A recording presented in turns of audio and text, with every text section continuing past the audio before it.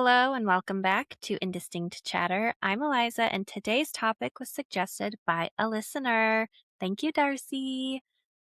Flag Day is June 14th, which is right around the corner. And then next month, on July 4th, America turns 250 years old. 250! A quarter of a millennium. It seems so old, but she's still just a baby.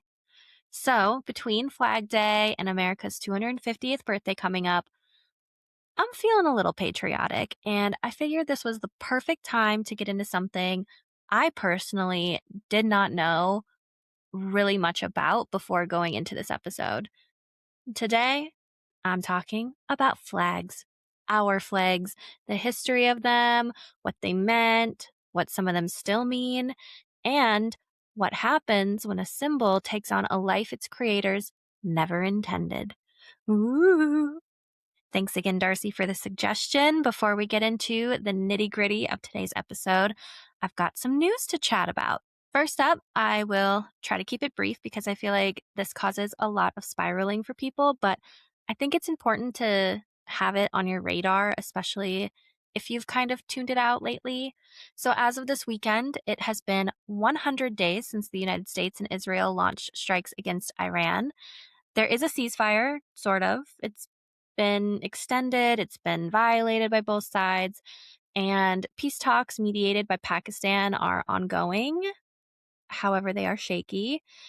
Just this past Saturday, the US and Iran exchanged strikes again, even when negotiations were supposedly underway. So, why does this matter to you in your everyday life? I mean, we've talked about it. There's a couple reasons. The Strait of Hormuz is still in play here. You know Hormuz, the narrow waterway that about 20% of the world's oil passes through.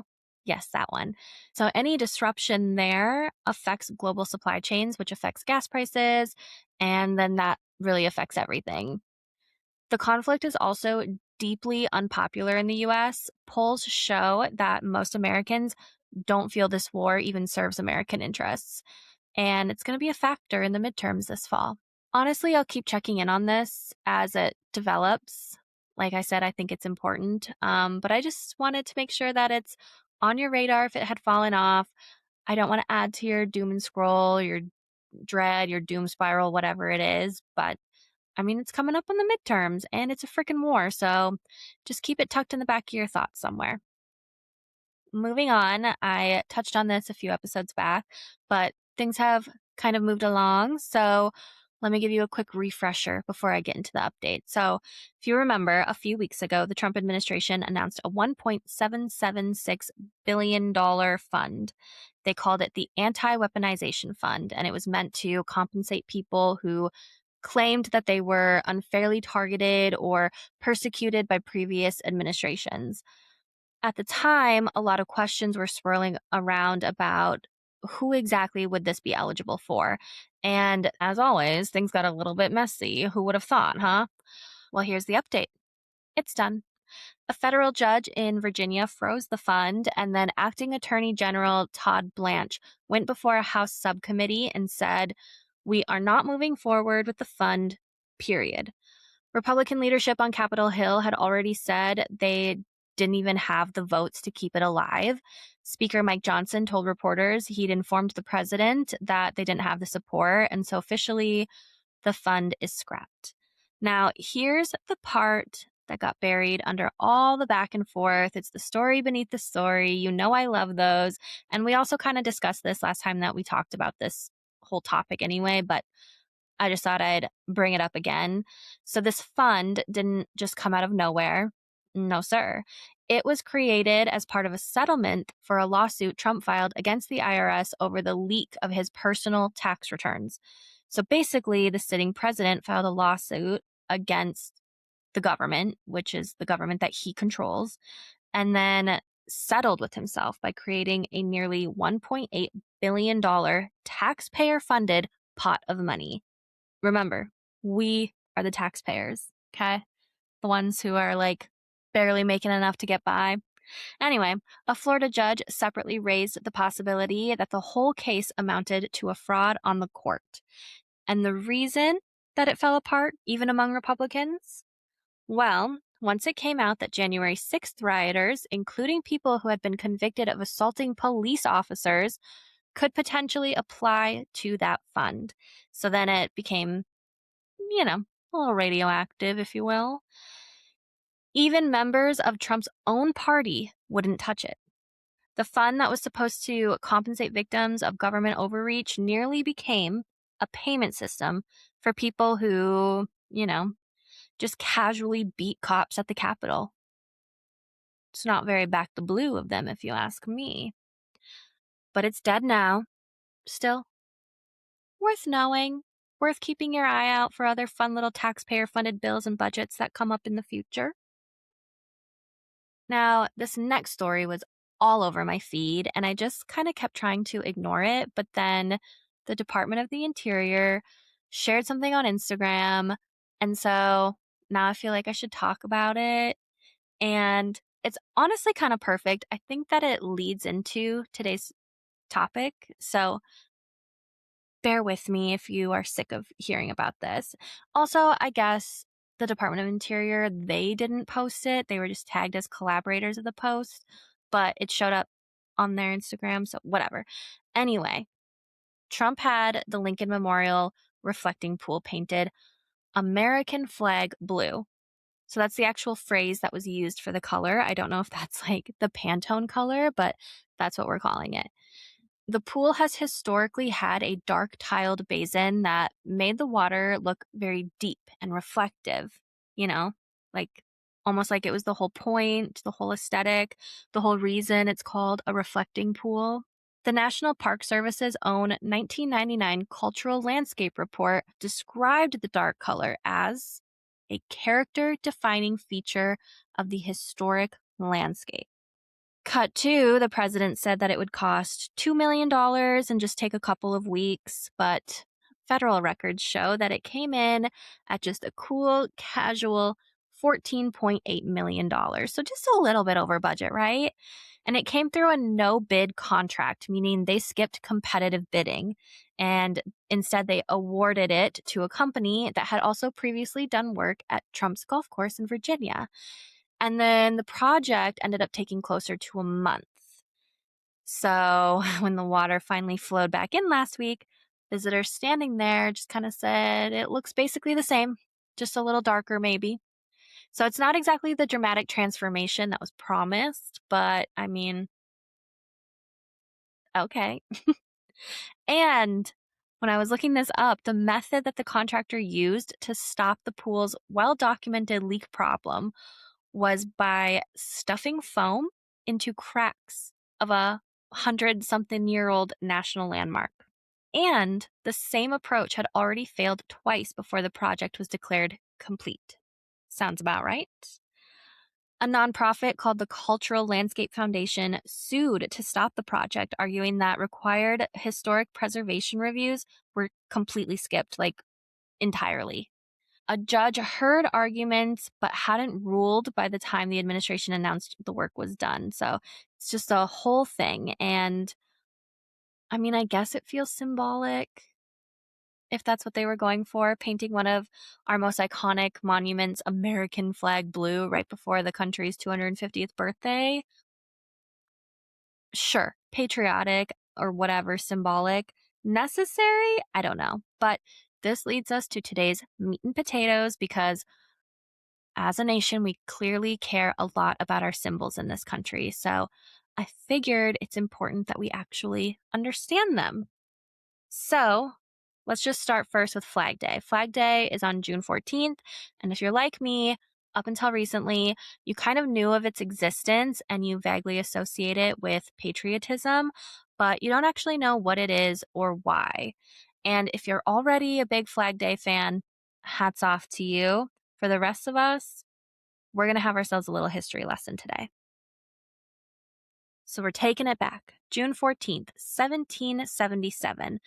That's the date the Second Continental Congress officially adopted the Stars and Stripes as the flag of the United States. We were a brand new country.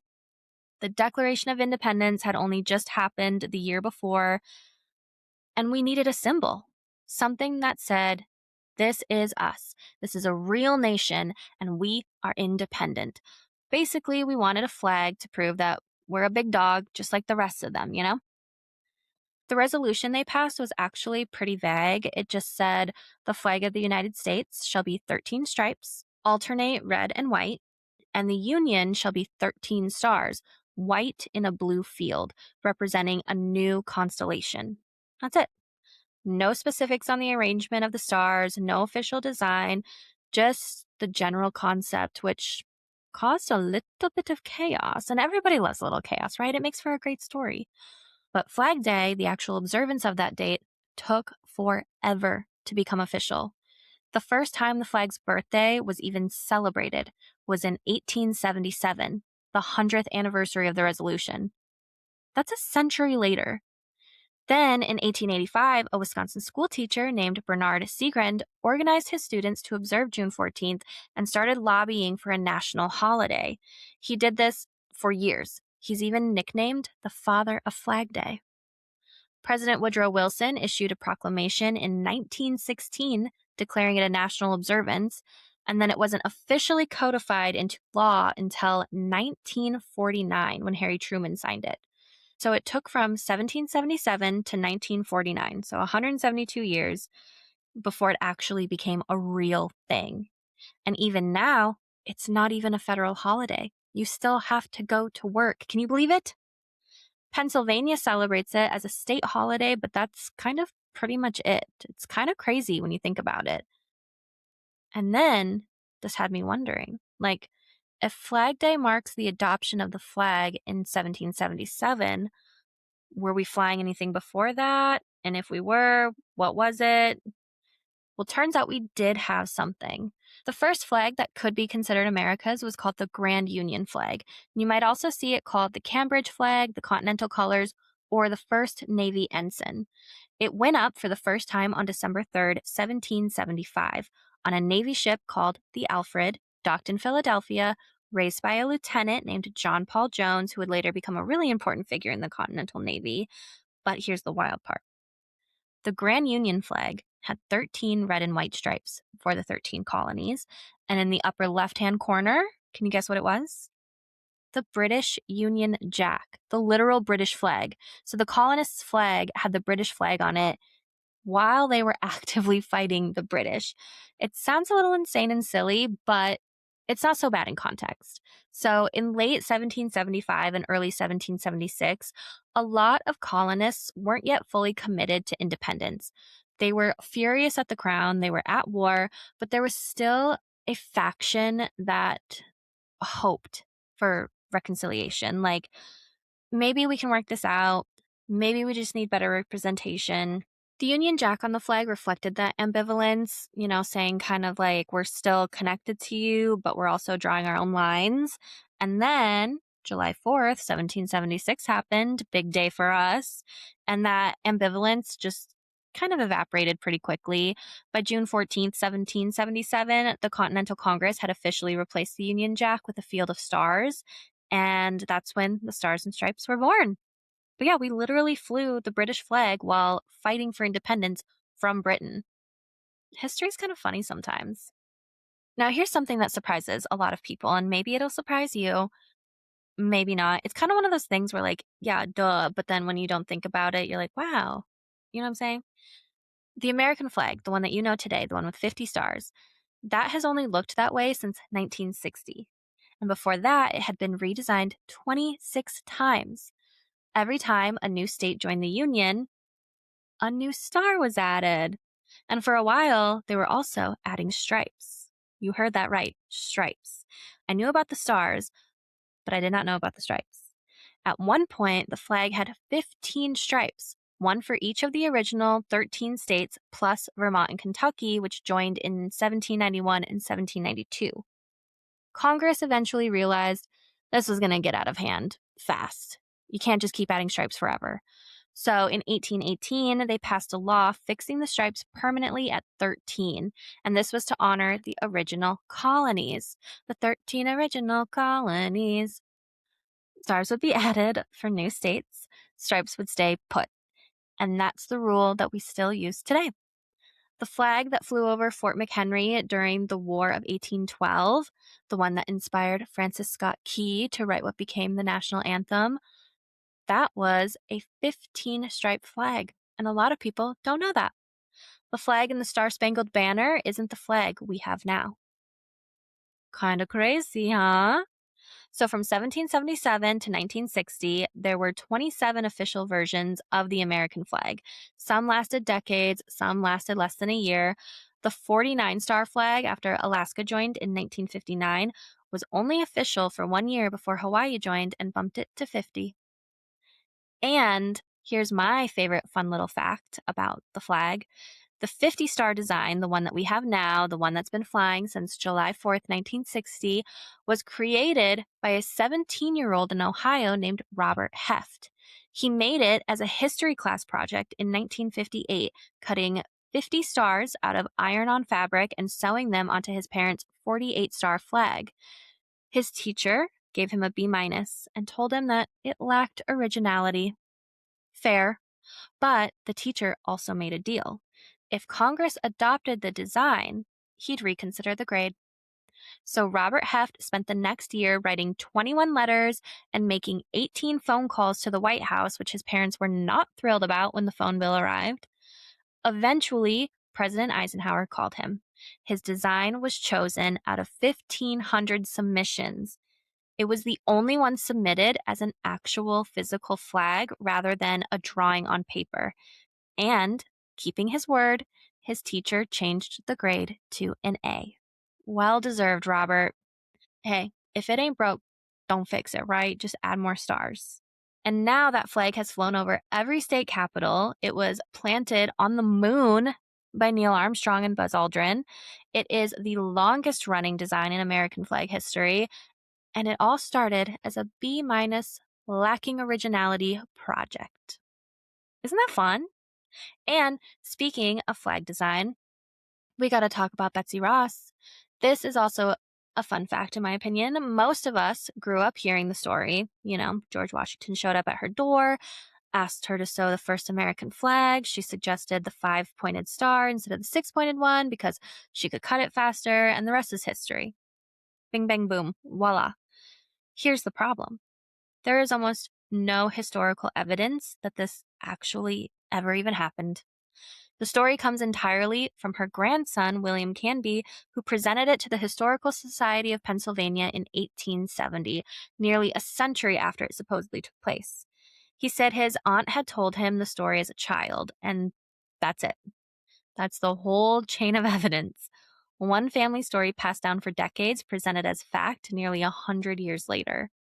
Interesting. The more historically supported candidate for designing the first Stars and Stripes is actually a man named Francis Hopkinson, a New Jersey congressman, a signer of the Declaration of Independence, and someone who actually submitted an invoice to the government for designing several national symbols, including the flag. He documented it. He asked to be paid for it.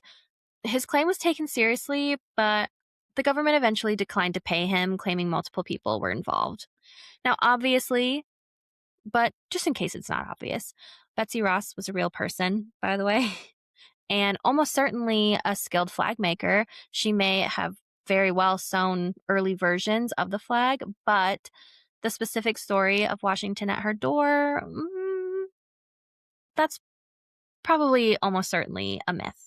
It became true because it got repeated enough and because it made for a great story, which honestly is how a lot of history works, if I'm being honest. And to be fair, it's about time that a woman gets credit for a man's work. Am I right? Am I right, ladies?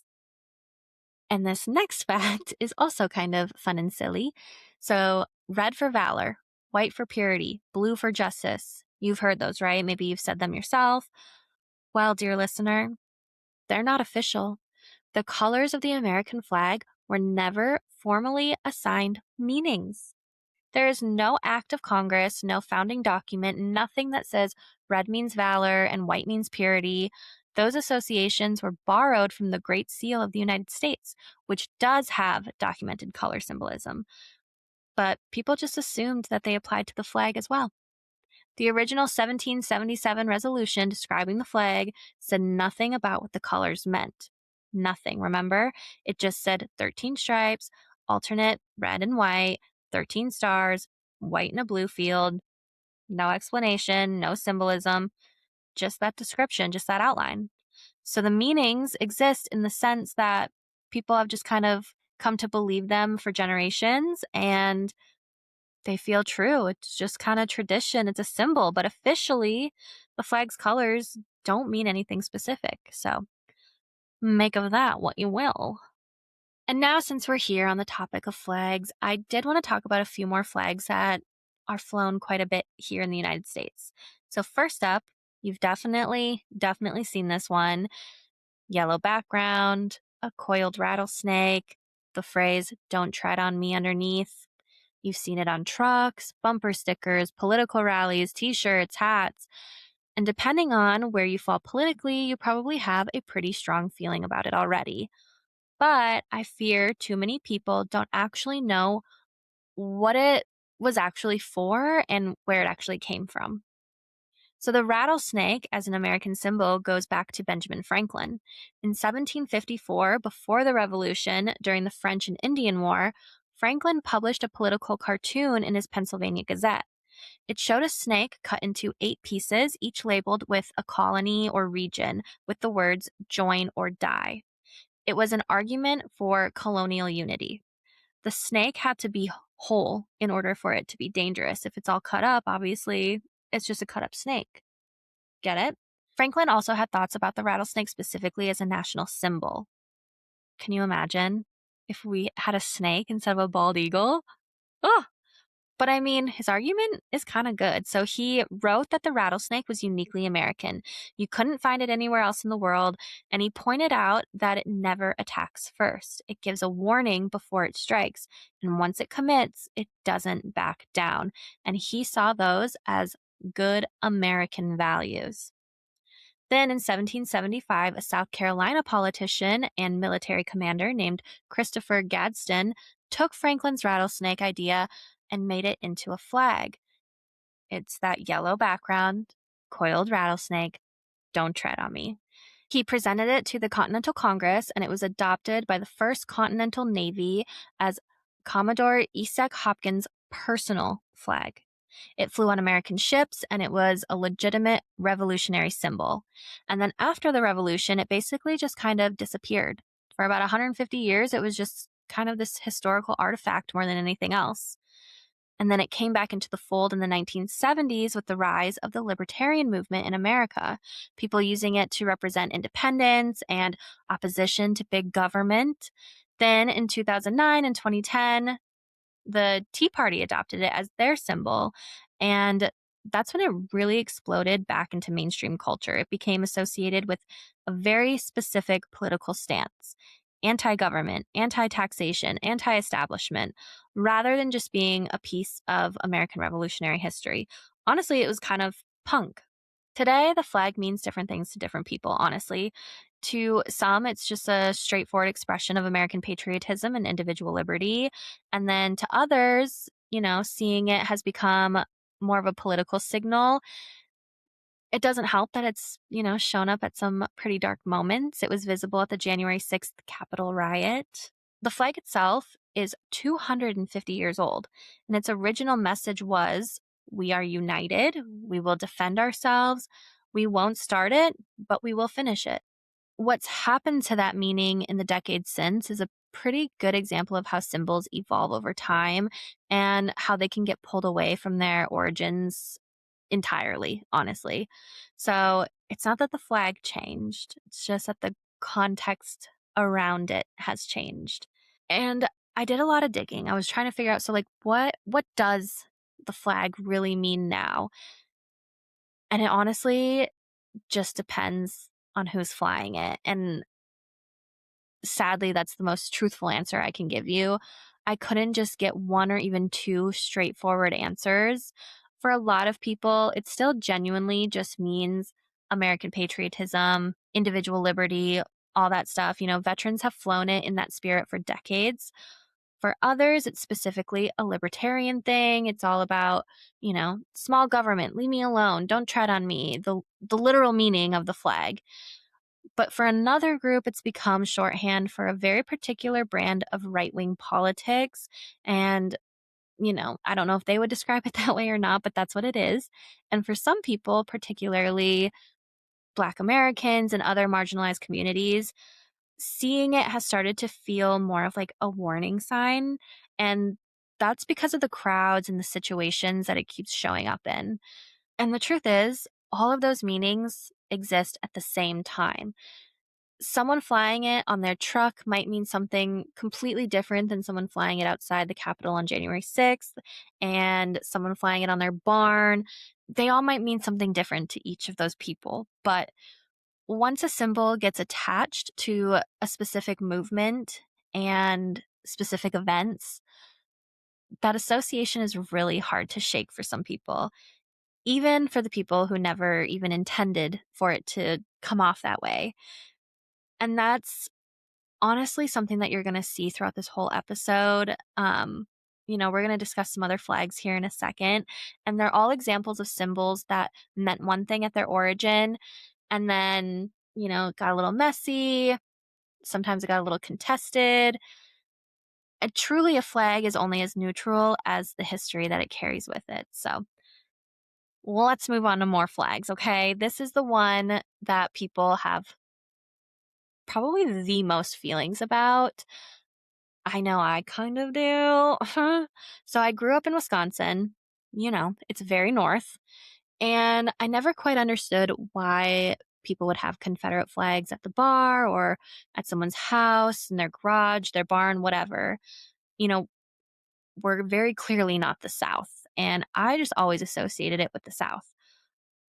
But honestly, I think it's worth actually understanding the flag rather than just reacting to it. So I'm going to try to lay it out there for you so you can kind of have a little background of the Confederate flag before you just judge. Still judge. Judge all you want. I don't care. But you should know the history. So first things first. What people call the Confederate flag was never actually the official flag of the Confederacy. The Confederacy, which existed from 1861 to 1865, had 3 different national flags over its 4 years of existence. What we recognize as the Confederate flag, the blue X with the white stars on a red background, that was a battle flag. Specifically, it was associated with the Army of Northern Virginia, and it was designed for use on the battlefield so Confederate soldiers could tell their flag apart from the Union flag in the chaos of the battle, because the Confederacy's first national flag looked too similar to the stars and stripes from a distance. It was actually proposed as the Confederacy's national flag, but it was rejected. So, the symbol that's become the most recognized image of the Confederacy was literally turned down as an official symbol at the time. So, after the Civil War ended in 1865, the battle flag actually became a symbol of the lost cause. And that was the idea that the Confederacy fought a noble battle for states' rights rather than for the preservation of slavery. Confederate heritage organizations kept it alive. It showed up at reunions and memorials, and for decades it was treated as a symbol of Southern regional identity and a memorial to Confederate soldiers. And so now this part is also important. I mean, this is all important, whatever, but I want to be specific about this because it gets a little wonky in the sense of like politics. So in 1945, a group called the Dixiecrats, officially called the States' Rights Democratic Party, they adopted the Confederate battle flag as their symbol. They were honestly just like a splinter group of Southern Democrats who just kind of walked out on the National Democratic Convention because the party had adopted a civil rights platform. The Dixiecrats were explicitly pro segregation. And I think that's where this starts to muddy the waters. And this is why we associate the Confederate flag with racism and slavery. It's because of these Dixiecrats. And here's something worth flagging. Oh, did you see what I did there? So I know that a lot of people mix this up, or at least I do. If you don't, kudos to you.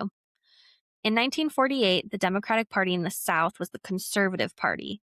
The Republicans at that time were the anti-slavery party, the party of Lincoln, the party that passed the Reconstruction Amendments after the Civil War. The major realignment of American political parties happened gradually over the following decades, driven largely by the Civil Rights era. When Democratic President Lyndon B. Johnson signed the Civil Rights Act in 1964, many Southern Democrats began shifting to the Republican Party over the following years. So the Dixiecrats in 1948, who were waving the Confederate flags at their convention, those were Southern Democrats before the parties realigned. It's really nuanced and it gets lost a lot, but I do think that's important in this context. Basically, the parties kind of flip-flopped, okay? But back to the flag. After the Dixiecrat Convention, its use just completely spread. It went up on Southern state houses and government buildings, largely during the 1950s and 60s during the fight over desegregation. Historians are pretty clear that this was not coincidental. Flying the Confederate battle flag on a state house in 1961 was a statement of opposition to the federal government's push for civil rights. It was very deliberate. It was very anti-civil rights. It also got absorbed into pop culture during this same period. So, Southern rock music, the good old boy aesthetics, the General Lee on the Dukes of Hazzard, Leonard Skinner, all that good stuff. And that all just kind of muddied the waters more about what the symbol actually meant. Today, polls show that Americans are still pretty split. More Americans associate the flag with racism than with Southern heritage, though it's not a majority on either side. It's about a third who see it as a heritage symbol, and then the rest just kind of land somewhere in between. So those two things aren't entirely separate, and that's exactly why the flag still triggers people so easily today. It's very complex, and honestly, if you want to know why someone is displaying it, you might just have to ask them. I mean, you could probably feel it out, but much like the Don't Tread on Me flag, it's very unique to the person. What's not complex, though, similar to Don't Tread on Me, is the documented history of how and when the flag was revived as a modern political symbol. That part is pretty clear, pretty obvious. It's got quite the paper trail. And I think that's all I really wanted to say about it. You can obviously very much have complicated feelings about a symbol and still know its history. I think it's still important to know its history. Those two things can exist at the same time. Two things can be true. I'm not here to tell you what to think when you see it, but I did want you to know where it actually came from and what was actually happening in this country the last time it got popular again. And just a reminder, context always matters, especially in regards to symbols. So just keep that in mind. And let's move on to another polarizing flag. It's a beautiful flag. If you didn't already know, June is Pride Month, so happy Pride. And the rainbow flag is one of the most recognized flags in the world. And it has a really beautiful origin story that I think more people should know. So let's go back to the 70s, 1978. We're going back there a lot this episode. Right now, 1978, San Francisco. A young artist and activist named Gilbert Baker was asked by his friend Harvey Milk to design a symbol for the gay community. Harvey Milk had just become one of the first openly gay elected officials in California. He was on San Francisco's Board of Supervisors, and he wanted something that would represent the community with pride and visibility. Gilbert Baker chose a flag because, as he later said, flags are the most powerful symbol of pride. He said, "Our job as gay people was to come out, to be visible, to live in the truth. A flag really fits that mission. It's a way of proclaiming your visibility, saying, 'This is who I am.'" He saw the rainbow as a natural flag from the sky, something that belonged to everyone and came from nature. Isn't that so beautiful? The original design had 8 stripes, not 6, and each color had a specific meaning. Hot pink for sexuality, red for life, orange for healing, yellow for sunlight, green for nature, turquoise for art, indigo for serenity, violet for spirit. Isn't that great? Baker had a team of about 30 volunteers who hand-dyed strips of fabric in metal trash cans in the attic of the Gay Community Center in San Francisco, and then he later sewed the flags himself. The flags first flew on June 25th, 1978 at the San Francisco Gay Freedom Day Parade. Then Harvey Milk was sadly assassinated that November, and demand for the rainbow flag surged almost overnight. Baker approached a flag community to mass produce it, but here's why. We have 6 stripes now instead of 8. The hot pink fabric was nearly impossible to source for mass production, and the turquoise was dropped for display reasons when the flag was hung vertically on lampposts. So it just kind of blended with the indigo. So we lost 2 colors for logistical practical reasons. Can't be too upset about that. The 6-stripe design, red, orange, yellow, green, blue, violet, became the standard. Since then, the flag has continued to evolve. In 2018, a designer named Daniel Quasar created what's now called the Progress flag. That's the 6-color rainbow with a chevron on the left side containing black and brown stripes to represent LGBTQ plus people of color and those lost to HIV/AIDS, plus the pink, white, and light blue of the transgender flag. The arrow shape, it points right in order to represent forward movement, and it hugs the left edge to show what work still needs to be done. So there's a lot of thought and a lot of meaning that goes into the pride flag. There are many versions now, flags for specific identities within the LGBTQ plus community, each with their own colors and meanings. The rainbow flag is just kind of the umbrella. And then there are more specific flags. And the whole tradition, which I just think is so cool, started with one guy, 1,000 yards of muslin, and a trash can full of dye back in 1978. I love it. The more you know. So now, just to circle back, we're going back to our flag. I'm going to talk about something that I love to point out because people so often get this wrong and they're so loud about it too. So I wanted to talk about flag etiquette. And a lot of it is very nuanced, so hold tight. First, there is a document called the U.S. Flag Code.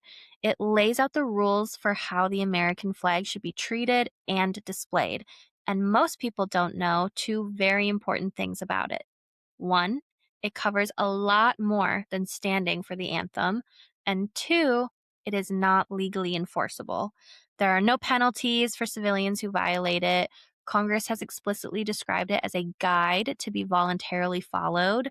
The word in the relevant section is should, not shall. So it's just a code of customs. It's not a criminal statute, okay? So with that in mind, let me walk you through some of what the flag code actually says. The flag should be displayed from sunrise to sunset. If you want to fly it at night, it needs to be illuminated. That's one that people follow pretty inconsistently. I see a lot of flags flying all willy-nilly at night. She needs a nightlight. The flag should never be carried flat or horizontally. It should always be aloft and free, which means those giant flag displays stretched flat across the football field during the national anthem. That's technically against the flag code. Every time. The thing that people cite as the ultimate patriotic display at the NFL game is, per the code, not how you're supposed to treat the flag. The flag should never touch the ground either, which also sometimes happens during those displays. The flag should never be used as clothing or apparel. So flag print swimsuits, flag t-shirts, flag bikinis, all technically against the code. Flag print paper plates, napkins, any disposable items, also in the code as things you're not supposed to do. The flag should never be used for advertising purposes, which again gets violated constantly around the 4th of July when every car dealership in America slaps a flag on an ad, when every alcohol brand has a flag, when M&Ms have a flag. I don't know if M&Ms do, but you know what I'm saying. And how do you properly retire a flag, you might be wondering? You burn it. That's actually the dignified, correct method for disposing of a worn American flag, which makes the imagery of people burning flags in protest a little bit complicated for people because burning is simultaneously the correct way to retire a flag, and it's a protest act that a lot of people find deeply offensive. The Supreme Court ruled in 1989 and again in 1990 that burning a flag in protest is protected under the First Amendment. So it is legal. The government cannot prosecute you for it. Still controversial. And then there's the kneeling conversation. I know you've heard this one. Back in 2016, Colin Kaepernick started kneeling during the national anthem before NFL games as a protest against police brutality and racial injustice. This set off a firestorm that honestly has never fully died down. I still hear people complaining about it. A lot of people said that it was disrespectful to the flag and to the veterans. Some people straight up said it was illegal, that he should be fined. Either, I don't know if they meant like the law or football law, but here's what's actually true. The flag code says people present during the national anthem should stand at attention with their right hand over their heart. But as we've already covered, that code has no enforcement mechanism. There are no penalties. Kneeling is legal, not standing is legal, and should, not shall. Remember?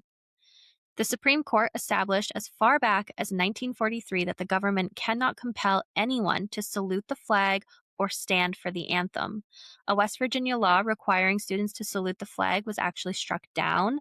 The court said that if there is any fixed star in our constitutional constellation, it is that no official can prescribe what shall be orthodox in politics, nationalism, or religion, or force citizens to confess by word or act their faith therein. So, do you kind of see the irony of burning your NFL jerseys, the ones with the U.S. flag on them, in protest of people kneeling during the national anthem, saying they're disrespecting the flag? Do you see it? I don't know, I just find it a little interesting that the silent, peaceful protests are always the problem.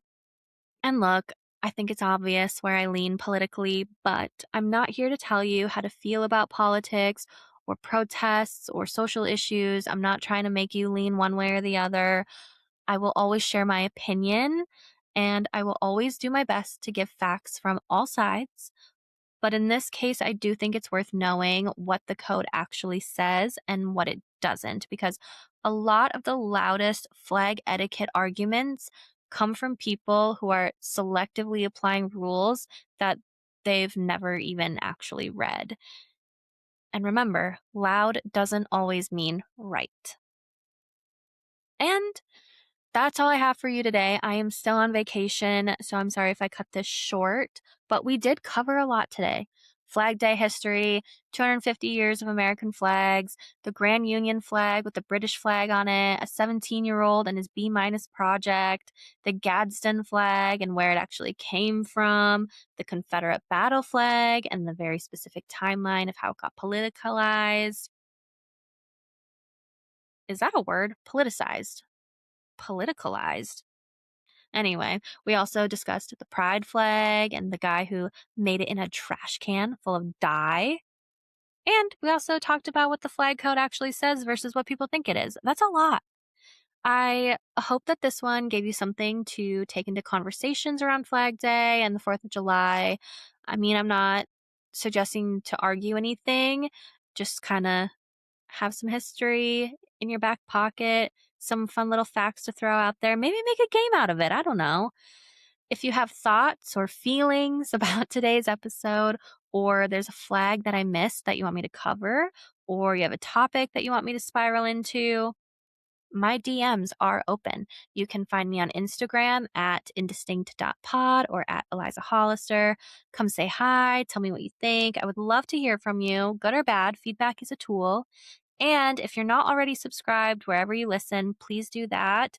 Also, and also, if you have 2 more seconds to leave a rating and review, I would love and appreciate that so much. We will chat next week. Love ya. Love you. Bye.